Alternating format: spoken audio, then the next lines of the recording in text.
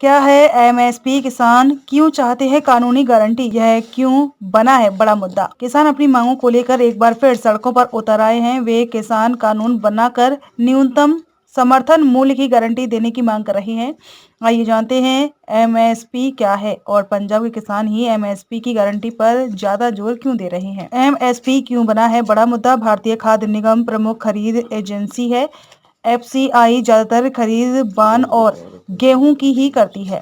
इसके बाद एफसीआई इस अनाज को रियायती दरों पर लोगों को मुहैया कराती है। इस प्रक्रिया में एक्सीआई को जो नुकसान होता है उसकी भरपाई केंद्र सरकार करती है। क्या है एमएसपी?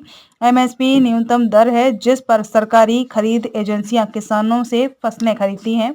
एमएसपी किसानों को बाजार के उतार चढ़ाव से बचाने के साथ आरा की सुरक्षा देती हैं।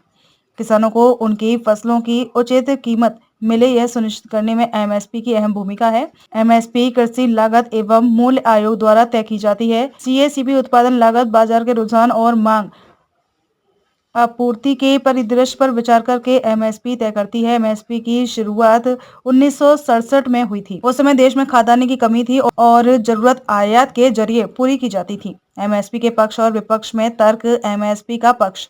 पारंपरिक तौर पर सरकार धान और गेहूं की खरीद सबसे ज्यादा करती है क्योंकि सार्वजनिक वितरण प्रणाली के जरिए इसका वितरण होता है। इन अनाजों के लिए सरकार के पास भंडारण क्षमता भी है, लेकिन पंजाब और हरियाणा के किसानों को डर है कि कानूनी गारंटी के बिना बाजार में जिससे कि कीमतें एमएसपी के नीचे जाने पर उचित कीमत नहीं मिलेगी। एमएसपी का विपक्ष। वहीं सरकार और बहुत से विशेषज्ञों का मानना है कि एमएसपी की कानून गारंटी देना टिकाऊ नहीं है और इसमें कई तरह की बाधाएं हैं, जैसे खरीद की सीमित ढांचागत सुविधाएं, अनाज का संभावित नुकसान, फसलों का पैटर्न खराब होना और प्रभावी बाजार पहुंच का अभाव। इसके अलावा सरकारी अधिकारियों को मानना है कि इसे लागू करना वित्तीय रूप से भयावह होगा।